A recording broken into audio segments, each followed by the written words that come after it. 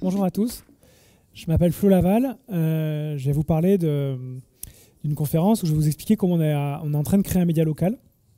Donc, le média s'appelle Revue Far West. Denis Vanier et West Media Lab nous ont invités à venir en parler et expliquer un peu comment notre démarche. Je les remercie de nous accueillir. Donc j'ai plein de choses à vous raconter. Je suis très enthousiaste à vous raconter ce qu'on fait. Mais avant toute chose, je voulais commencer par un petit instant d'humilité dans le sens où on lance un média local, payant, sans publicité. Il y a plein de gens qui ont essayé avant nous. Il y en a plein qui se sont trompés. Ils étaient très intelligents. On n'était pas plus intelligents qu'eux. Donc du coup, tout ce qu'on tente, tout ce qu'on fait, les intuitions dont je vous parle et la démarche qu'on essaie de mettre en place, on l'a fait avec beaucoup d'humilité en sachant que c'est très compliqué et qu'on apprend en avançant. C'était un petit préambule, voilà, l'histoire de dire je vais vous raconter plein de trucs, mais en fait on n'a encore rien fait et on a tout à faire. Mais je vous partage cette expérience. Donc voilà, qu'est-ce que c'est que le média qu'on lance? Le média s'appelle Revue Far West. Je vous montre un teaser pour commencer. À quoi ressemblera votre monde dans quelques semaines, dans quelques mois, dans quelques années? Vous êtes plutôt désabusé, rêveur, pragmatique? Quoi qu'il en soit, ce monde, vous avez furieusement envie de mieux le comprendre. Mais sur quel territoire vivez-vous? Quelle est votre tribu? Comme vous, nous aimons notre Sud-Ouest. Les plus beaux voyages ne se comptent pas en kilomètres. Les plus grandes questions se posent sur les plus simples chemins. Mais comment éviter les attrape-buzz et la presse à milliardaires? Sommes-nous des journalistes? L'objectivité, honnêtement, ça nous ennuie. Nous sommes des auteurs, des conteurs. Nous observons le monde, comme vous, et il nous questionne. Nos points de vue, nous souhaitons vous les partager. Dans 30 ans, nos températures augmenteront de 2 degrés. Comment fera-t-on du vin ou des huîtres? Aujourd'hui, comment fait-on pour sécuriser une centrale nucléaire vieille de 35 ans juste à côté de chez nous? Comment s'organiser lorsqu'un fonds d'investissement détruit des centaines d'emplois dans la région? Comment vos voisins réinventent la monnaie, le sexe, le féminisme, leur alimentation ou leur légende de famille? Vous êtes encore là? Alors partez, partez vite, partez loin. Juste ici en fait, on vous emmène. Faites-nous confiance, faites un rêve avec nous. Celui d'un nouveau média, local, indépendant, inventif, exigeant. Ainsi, Revue Far West verra le jour, uniquement si vous embarquez avec nous.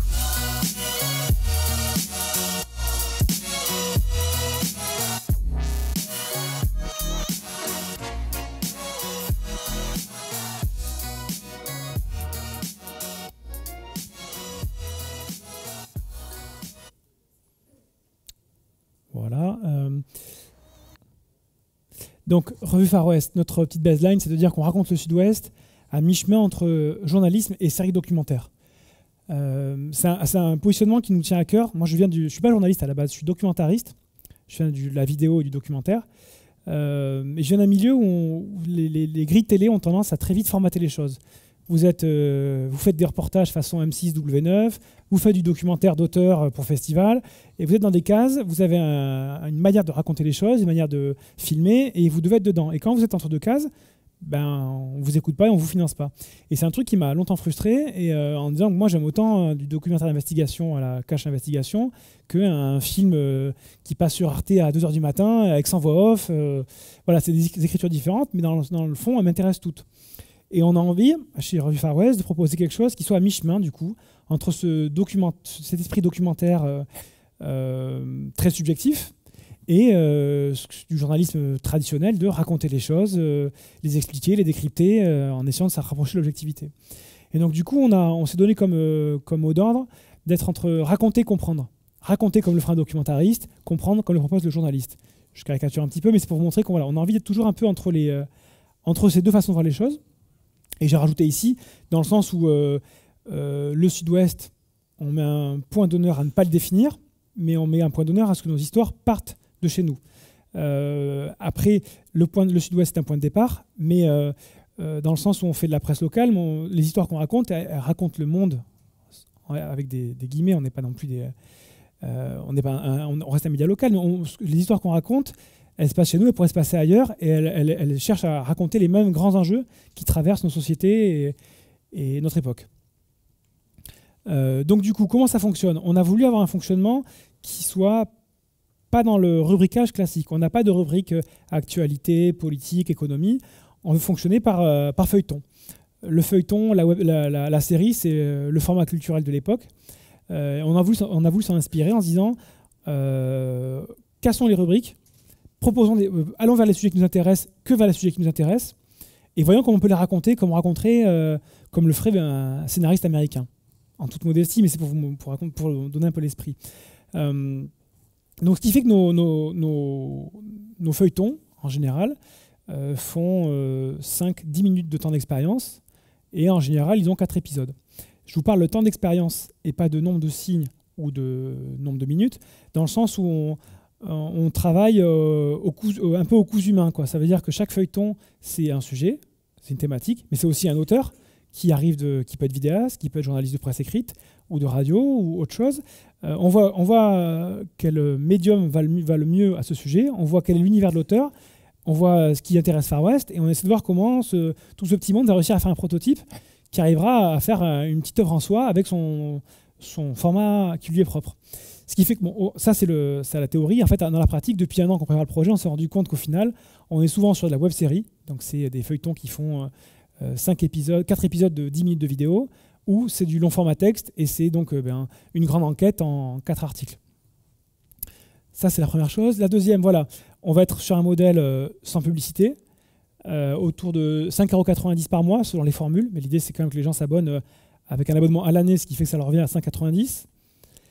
Et on a donc un pure player premium, dans le sens où dans le sud-ouest, on n'a pas de pure player qui fonctionne sans publicité et que par l'abonnement, en essayant d'apporter une expérience qu'on veut le plus haut de gamme possible sur le design et sur la manière dont on prend le temps et on met un arrobage artistique qui se veut de qualité. Donc voilà, ça c'est sur le papier, c'est très joli. Maintenant, vous avez remarqué, je ne suis pas Raymond Depardon et je ne suis pas Xavier Niel, je n'ai pas de thune et je ne suis pas connu. Comment on fait? Moi, il y a 2 ans, j'étais un logo et un PowerPoint. Je caricature à peine, c'est vraiment ça. Et en 2 ans, on s'est dit, on n'a pas le lien de la guerre, on n'est pas connu, on n'a pas de communauté, on n'a rien. La seule chose qu'on peut avoir, c'est du temps. Donc on s'est donné 2 ans pour lancer le projet. Et on lance le projet. Je vais avancer un petit peu par rapport à ce que je voulais dire. Voilà, donc on avait 10 000 €, on avait une petite asso avec des projets qu'on avait fait avant, il nous restait 10 000 €, pas de notoriété. On s'est dit, on prend 2 ans et on va raconter une histoire. On va partir de rien, partir de nos amis. On a fait, il y a 2 ans à peu près, on a fait une soirée. On a fait venir nos amis, donc il y avait 70 personnes dans la salle. On leur disait, mais voilà, on lance un média, on lance le média qu'on aimerait lire ici. Est-ce que ça vous intéresse? Est-ce que ça vous parle? On nous a répondu plutôt oui. En même temps, c'était nos parents, donc évidemment, ils étaient d'accord. Mais voilà, on est parti de ça, quoi. On est parti de 60 personnes dans une salle, quoi. On s'est dit, si ça vous plaît, faites le pari avec nous, on se donne rendez-vous dans 2 ans et vous allez voir ce qui va se passer pendant 2 ans. Et depuis 2 ans, du coup, on raconte l'histoire de la création d'un média, avec le positionnement dont je vous parle. Donc la première étape, c'était de se dire, en fait, il y a le temps long et le temps court. C'est que, évidemment, au final, on veut tous avoir des milliers d'abonnés et pouvoir vivre de nos abonnés. Mais ça, c'est un temps qui est beaucoup trop loin. Il fallait réfléchir à une étape plus courte. Avant d'arriver à un modèle économique viable, où on a le nom d'abonnés, une rédaction, toutes les fonctions support qui vont bien, on se dit, comment on va arriver à faire une campagne de préabonnement pour récupérer de quoi financer quelques mois de travail. Et donc, tout ce qu'on a fait dès le départ en se disant, c'est comment on va réussir à atteindre une communauté suffisante pour faire un crowdfunding qui nous permettra de récupérer entre 15 et 30 000 € à l'époque, on disait. Non, mais c'était même 20 et 30 000 au départ, on voulait. Et donc, pendant la première année, on a fait ça. On s'est dit, on a lancé une page Facebook, on avait un site vitrine, on a cherché des sujets et au fur et à mesure, on racontait un peu comment on avançait. Et moi, j'ai eu pendant 1 an le compteur rivé sur le nom d'amis Facebook pour savoir à quel moment on arrivait à une communauté qui me paraissait suffisante pour lancer le crowdfunding. Et quand on est arrivé à 1000, 1500 amis, je me suis dit qu'on est pas mal. Et donc là, on se met en mode, on va lancer une campagne. Donc voilà, création d'une communauté. À côté de ça, on a commencé à agréger des auteurs. Dans l'équipe des fondateurs, il y a peu de journalistes finalement. Évidemment, il y a des journalistes de presse écrite, mais il y a beaucoup de vidéastes, il y a aussi des gens qui viennent du web, il y a aussi des gens qui viennent de la com, un peu plus éloignés de ce qu'on peut imaginer à la base. Et donc du coup, on a cherché à avoir des auteurs qui viennent de ces différents univers. Et avec eux, on a fait un pari en disant, voilà, c'était quand même des gens relativement proches, des gens de nos réseaux qui avaient envie de faire un coup avec nous. On a imaginé une dizaine de feuilletons pilotes sur les thèmes très variés. Peut-être que je vous montrerai tout à l'heure. On avait un feuilleton sur le nucléaire, sur le porno, sur l'alimentation, sur une fermeture d'usine, sur les pesticides dans le vin. Donc voilà, il y avait vraiment des sujets assez larges. On a préparé ces 10 feuilletons pilotes, on a commencé à les produire. En même temps qu'on les produisait, on a commencé à raconter, à avoir les auteurs qui expliquaient leur sujet, qui expliquaient leur démarche. On racontait un petit peu quand on allait sur le terrain pour enquêter. Et par exemple, je crois que je vous ai mis un exemple. Ah, ça c'est un petit peu raté. Voilà, ça c'est... Attends, je fais pause. Voilà. Je vais vous montrer par exemple, c'est aussi simple que ça, c'est sur Facebook, on avait 10 feuilletons pilotes, chaque auteur face caméra, a expliqué son sujet. Il l'avait même pas encore fait, il a juste dit, mais voilà l'histoire que je vais enquêter, je vous raconte ce que je vais faire. On avait une dizaine de pitchs comme ça qui ont occupé et qui ont dynamisé la communauté sur Facebook. Avec Far West, on vous emmène à la découverte d'un squelette. Un squelette qui nargue tout le monde depuis plus d'un siècle. Nous sommes en décembre 1913 et des ouvriers sont appelés pour creuser une cave dans le château de Montsigou, en plein cœur de la Dordogne. C'est là qu'ils trouvent un squelette et aussitôt, tout le village s'empare de l'affaire. Ce squelette, c'est forcément celui d'Ernest, l'ancien châtelain, et son assassin, c'est forcément son frère Arthur. Arthur le boiteux, Arthur le violent. Cette version, elle tient jusqu'en 2011. Mais en 2011, un généalogiste démontre qu'elle ne tient pas puisque Ernest n'est pas mort à Montsigou, il est mort au Far West avec des kilos d'or dans ses poches. Les deux versions s'affrontent au point que la police scientifique s'en est mêlée. Qui dit vrai, qui dit faux? Nous vous invitons à le découvrir.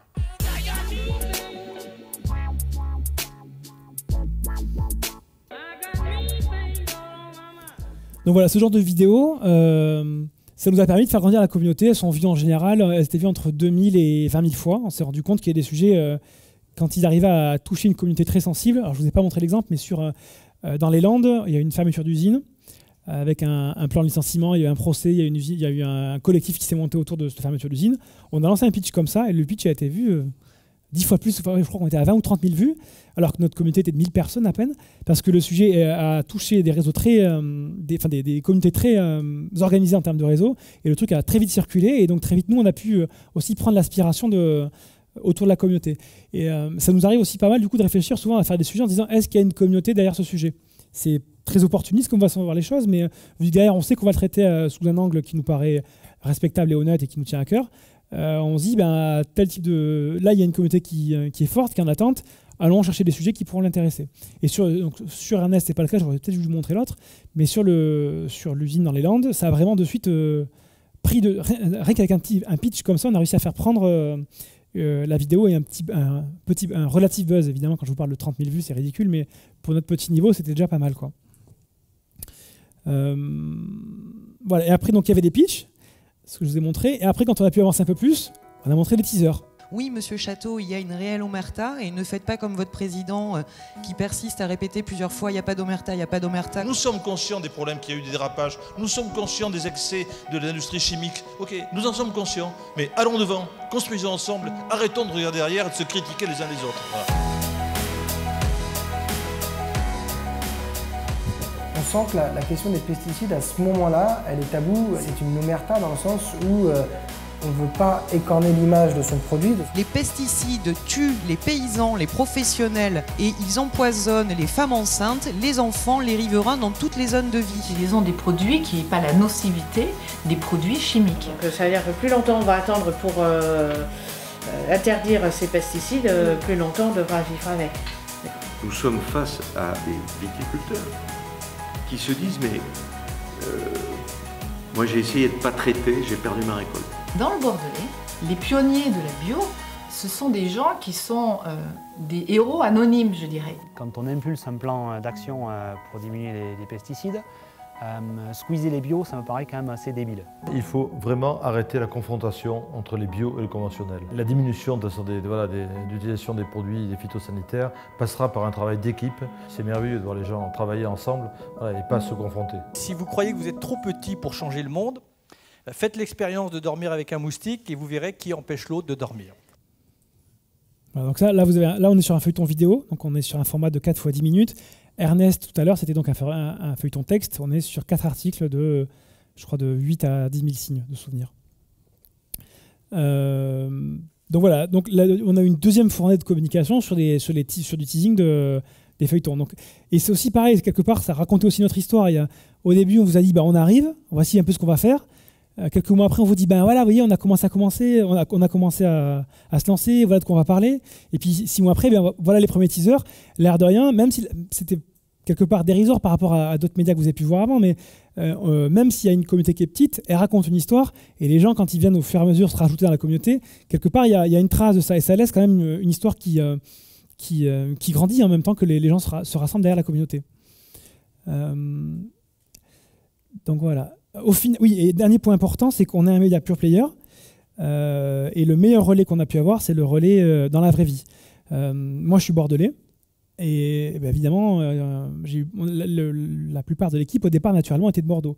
Mais on ne voulait pas devenir les espèces de hipsters de la capitale du Sud-Ouest qui pensent parler du Sud-Ouest alors qu'en fait, elle est à Bordeaux, comme on reproche aux Parisiens d'être dans la capitale et pas être capable d'aller en région. Mais en même temps, moi, on n'a pas de local, on n'est pas nombreux. Donc, comment on fait pour être capable de mailler le territoire, quoi. Et là, on est allé vers un partenaire qui n'est pas naturel, quelque part. C'est la Fédération des libraires atlantiques. C'est une fédération qui rassemble, maintenant je crois que c'est 90 libraires dans la Nouvelle-Aquitaine, et qui du coup touche un public, les libraires, qui est le papier, qui est loin du web. Mais finalement, on s'est dit, toute personne qui rentre dans une librairie, elle est forcément dans le Sud-Ouest, elle habite dans le Sud-Ouest puisqu'elle va dans une librairie dans le Sud-Ouest, elle a forcément de l'argent, parce que dans une librairie, il faut un peu d'argent, elle doit être un peu curieuse. Et en plus, on s'est rendu compte que le public de librairie est relativement jeune, donc relativement connecté normalement. Donc on s'est dit finalement, on a un public assez proche de celui qu'on recherche, qui maille le territoire de fait, et on a une fédération qui, en soi, déjà a créé le réseau qui nous intéresse. Donc du coup, on est allé les voir, on a mis en place un petit partenariat, et puis du coup, on a pris le fichier des libraires et on a appelé tous les libraires. Moi, mon papa, il vendait des panneaux. Moi, j'ai pris le fichier des libraires et j'ai appelé tous les libraires un par un comme un petit commercial pour essayer de leur dire, voilà, on lance un projet, on aimerait faire une soirée. Est-ce que vous nous accueillerez pour une soirée? Vous allez voir. Oui, on n'est pas papier. Non, vous n'allez pas pouvoir vendre Far West dans votre boutique. Peut-être qu'un jour, on fera du papier pour plus tard. Mais on a une vraie soirée à proposer à votre communauté de clients de librairie. On a pris beaucoup de râteaux, évidemment. Mais on a quand même réussi à convaincre une quinzaine de libraires de nous accueillir. Et grâce à ça, on a pu mailler vraiment le territoire concrètement, physiquement, depuis Biarritz jusqu'à La Rochelle, en passant par Sarlat, Périgueux, Pau, Dax, Mont-de-Marsan, et j'en passe. Et du coup, ça nous a permis d'avoir un vrai ancrage local, et encore une fois, de rajouter à l'histoire qu'on raconte. C'était, vous avez vu, il y a 2 ans, on a dit, on a un PowerPoint, un logo, on a une bonne idée, suivez-nous. On a fait des pilotes, on a fait des teasers, et puis on vient vous voir maintenant. Voilà, c'est bien beau de vous mettre des trucs sur Facebook, mais vous voyez, concrètement, on vient vous voir. C'est pas du bluff, quoi. On vient vraiment en librairie, on est vraiment là. Après, on va pas se mentir, hein, à Sarlat, on a eu personne. On a fait 3 heures de bagnole, on est revenu, on a mis le stand, on est reparti. C'était un gros échec. Inversement, des fois, on s'est rendu compte dans les villes plus petites, on avait 40, 50 personnes qui venaient, quoi. Et la grande leçon qu'on a eue de ça, c'était de se dire, encore une fois, ce que je disais sur les communautés, c'est que vous allez dans une petite ville, mais il y a une asso de quartier, il y a une AMAP, il y a un centre sportif hyper dynamique et qui arrive à souder une communauté. Mais vaut mieux passer par une soirée qu'on organise avec ces gens-là, plutôt que d'aller dans une grande ville, une ville comme Sarlat, qui est relativement importante, mais vous n'avez aucun relais sur place et vous faites un four total. De la même manière, quand on a voulu aller à la Maison de l'Aquitaine à Paris, on a eu 10 personnes. Alors qu'on s'est dit, à Paris, c'est bon quand même, la diaspora du Sud-Ouest, ça va marcher. Mais on n'a pas un vrai réseau qui était dynamique et qui était engagé derrière la Maison de l'Aquitaine. On a pris une grosse rouste. Ça a raté cette animation. Donc au final, tout ce que je vous montre, c'était dans le but de faire la campagne de préabonnement via une campagne de crowdfunding. Ça nous a pris 2 ans, ce que je vous raconte là. Les résultats, au final, c'est que là, on va approcher les 3000 amis bientôt sur Facebook. On a une newsletter qui est à peu près avec 1000 inscrits. On a, je crois, un taux d'ouverture qui est au minimum de 35%, quelle que soit la newsletter qu'on envoie. On en envoie... Je suis désolé pour cette animation qui est complètement ratée, là, ce petit étape 1, c'est ridicule à chaque fois. Et dans les résultats, toujours, qu'est-ce que je voulais vous rajouter? Et la campagne de crowdfunding, au final, 400, alors à peu près 400. En fait, si vous allez sur la campagne Ulule, ça c'est des petits trucs à apprendre sur les campagnes Ulule si vous allez en faire. Il y a marqué 380. C'est qu'en fait, quand on allait en librairie, au départ, on y allait en disant bon, on arrive. Et au fur et à mesure des soirées, il y a eu des soirées qui sont arrivées sur la période de crowdfunding. On a dit aux gens, c'est pas un don qu'on propose, c'est un préabonnement. C'est pas juste faites plaisir à des gens qui vous paraissent sympathiques et donnez leur un peu d'argent. C'est non, vous achetez un service, vous préachetez un service, vous nous faites un peu confiance, mais c'est un préachat. Et ce préachat, on l'a aussi proposé vers la fin de la campagne dans les librairies où le crowdfunding était en cours. Et donc les gens se préabonnaient en librairie. Et là, on leur a dit, vous donnez pas sur le site, parce que Ulule prend 8% sur les dons. On leur a fait un papier propre, dans les règles. Ils ont inscrit leur nom, leurs coordonnées, ils ont mis la somme qu'ils voulaient prendre. On a gardé cet argent au chaud en disant, si la campagne, ce que vous avez commencé un crowdfunding, c'est tout ou rien. Si vous avez 100%, c'est gagné. Si vous avez 99%, c'est perdu. Donc on s'est dit, cet argent qu'on a pris en librairie, on le mettra ou pas sur Ulule.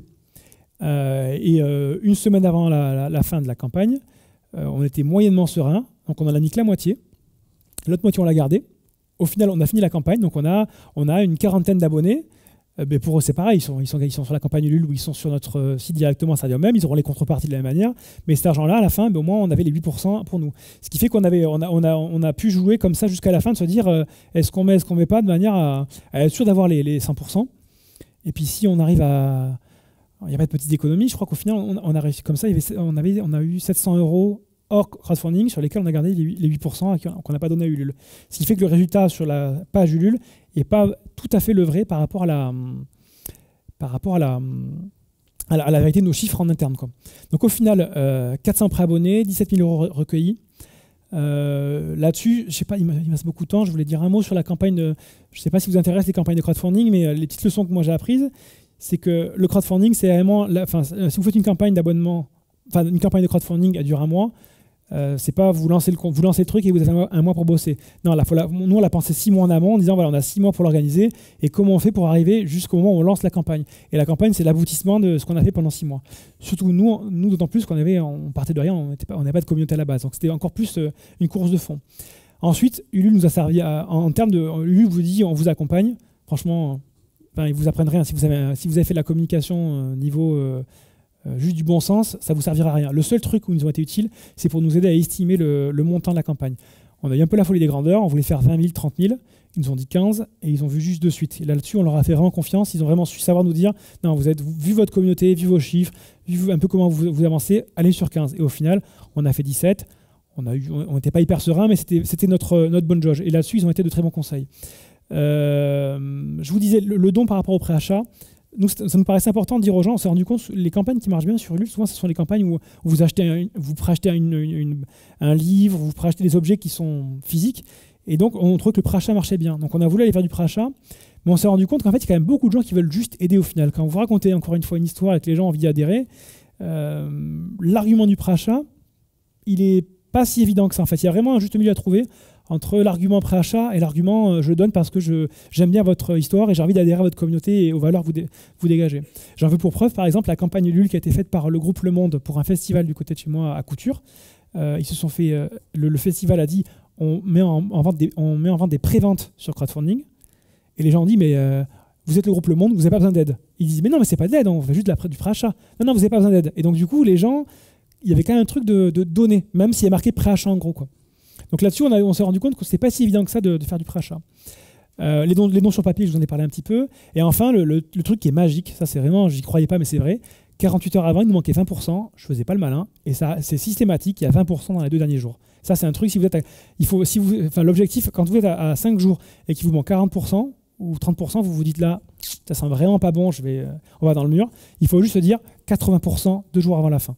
80% 2 jours avant la fin, c'est gagné. Et c'est vraiment... je sais pas, c'est statistique, je sais pas, mais ou magique, j'en sais rien, mais en tout cas, c'est vrai. Il me reste combien de temps ? Ok, donc je vais accélérer un petit peu. Ça, je vous en parle pas. Tant pis, le festival de couture. Donc voilà, l'objectif pour l'instant, on a donc 400 préabonnés. On espère la première année arriver à 800 abonnés. Et en année 3, il faut qu'on passe la barre des 3000 abonnés pour être relativement rentable. Le site ouvre dans 25 jours. Un petit rappel, samedi 14 octobre, on ouvrira le site. L'étape, donc là, la deuxième étape, c'était de se dire voilà, on va maintenant regarder un peu le compteur d'abonnés, il faut qu'on arrive à grandir tranquillement au fil des années. La troisième étape, ça va être de structurer davantage le projet. Honnêtement, pour l'instant, la dizaine d'auteurs qui bossent sur le sujet sont payés, enfin, on va dire qu'ils sont plus défrayés que payés. On joue tous le jeu, on croit au projet et on se lance dans l'aventure. Il faut dans une troisième étape, dans je sais pas 6 mois, 1 an, on arrive à augmenter nos coûts de production, ça veut dire payer les gens pour leur travail, ce qui est relativement normal en fait, et aussi rémunérer les gens qui font fonctionner le projet, donc Red Chef, communication, les fonctions support, ça c'est l'objectif, et pour ça on va voir comment il faut peut-être mettre en place soit une petite levée de fonds, soit faire appel à des subventions, ce qu'on n'a pas fait pour l'instant, ou très peu. Voilà, et ça c'est le... je reviens à ce que je disais au début, c'est qu'on n'a encore rien fait, il faut qu'on soit très humble parce qu'il y a beaucoup de monde qui a déjà essayé de faire ça avant nous. Donc on sait pas, moi je suis pas capable, c'est souvent dans les business models on me dit mais alors votre estimation à plus 3 ans, j'en sais rien du tout, je sais pas, je peux pas vous dire est-ce qu'on aura 2000, 3000 abonnés, j'en sais rien. Donc on avance par étapes, je serai à l'étape d'après, mais ce que je sais c'est qu'on va quelque part, c'est qu'on est en train de créer une communauté, elle est encore restreinte mais je vois qu'elle est relativement engagée, et le nerf de la guerre il est là en fait, est-ce que vous avez des gens qui croient en vous, qui ont envie de participer à l'aventure quoi. Si on arrive à avoir un minimum ça, ensuite, on verra comment on pourra développer le projet. J'espère, mais j'arrive pas à croire que dans un an, on aura 10 000 abonnés, qu'on aura sorti l'affaire Karachi et comme Mediapart, on aura explosé notre truc. Des histoires comme ça, je pense qu'il y en a qu'une, il n'y en a pas deux. Moi, je crois plutôt un peu à la métaphore des petits ruisseaux qui font les grands fleuves. Vous avez une marque, ça s'appelle Revue Far West, les gens l'aiment bien, ils sont un peu abonnés. Eh ben, ça marche pas trop mal. Vous sortez un supplément papier, ça rapporte un peu d'argent. Vous faites des soirées, parfois elles sont payantes. Vous mettez en place des formations. Et du coup, je crois plutôt que derrière Revue Far West, on peut faire plein de choses sans publicité et sans avoir à faire de compromis sur l'indépendance. Il y a moyen de faire de cette marque un produit, il ne faut pas se mentir, un produit qui plaira aux gens et avec des valeurs pour lesquelles les gens vont adhérer. Voilà, il faut que je coupe, c'est ça? Ouais, il faut que je coupe. Et juste pour finir, vraiment après j'ai fini. Moi je viens donc de l'audiovisuel et on dit souvent qu'il n'y a plus de cinéma du milieu, qu'il y a les blockbusters et les films d'auteur fauché, ou les films de niche, je crois. Et dans cet esprit-là, moi je pense que il me semble, c'est ma modeste intuition, que la presse ça va fonctionner pareil. Vous aurez des grands médias qui seront des grosses machines avec les compromis qu'on fait ou qu'on accepte de faire de manière très pragmatique quand on est une grosse machine. Et vous aurez des petits médias de niche qui trouveront leur petite communauté. Entre les deux, ça va être compliqué, des Mediapart, il n'y en aura qu'un seul. Et nous, voilà, dans cette intuition, il faut qu'on arrive à trouver notre niche, notre petite communauté qui s'engage et qui nous suit et qui nous permet de vivre. Voilà, la force du journalisme de niche. Et enfin, la dernière chose, et ça c'est un modeste appel à ceux qui tentent des aventures comme les nôtres, c'est que je pense que vous arrivez sur un modèle payant, c'est compliqué. Vous y arrivez, vous pensez que vous arrivez. En fait, vous n'êtes pas encore arrivé. Vous avez une communauté, il y a 3-4 000 personnes, 5 000, vous voyez lesjours.fr, Spicy, d'autres médias qui font la même chose. Ils ont un début de communauté. Ils disent c'est bon, la pub c'est raté, la pub c'est Google, donc la pub c'est fini, mais nous on a trouvé le moyen de s'en sortir, on a fait un modèle payant. Et il va y avoir à mon avis une autre vague à laquelle il faut faire attention, c'est les modèles, alors j'appelle ça l'ubérisation de la presse, je ne sais pas si ça se dit vraiment, j'en sais rien. Ce sont ce que propose SFR, les portails. Sur SFR, vous vous abonnez, automatiquement vous avez un abonnement à Libération ou à je ne sais pas quoi. Et du coup, ces portails-là, un jour, pour 50 balles, vous allez être abonné à 10-15 médias. Et de la même manière que les hôteliers ont fait confiance à Booking pour leur ramener des abonnés, de la même manière que les restaurateurs font confiance à Deliveroo pour leur ramener des consommateurs, il faut faire attention à ça. Il faut être capable de très vite que les gens ou les médias qui se lancent dans des combats comme le nôtre, qui réussissent ou qui ne réussissent pas trop, arrivent à se fédérer et être capable de proposer des portails sur lesquels le portail appartient aux journalistes, ou en tout cas à trouver un maximum de formules pour mutualiser leurs enquêtes et leurs moyens de production. Voilà, j'ai fini.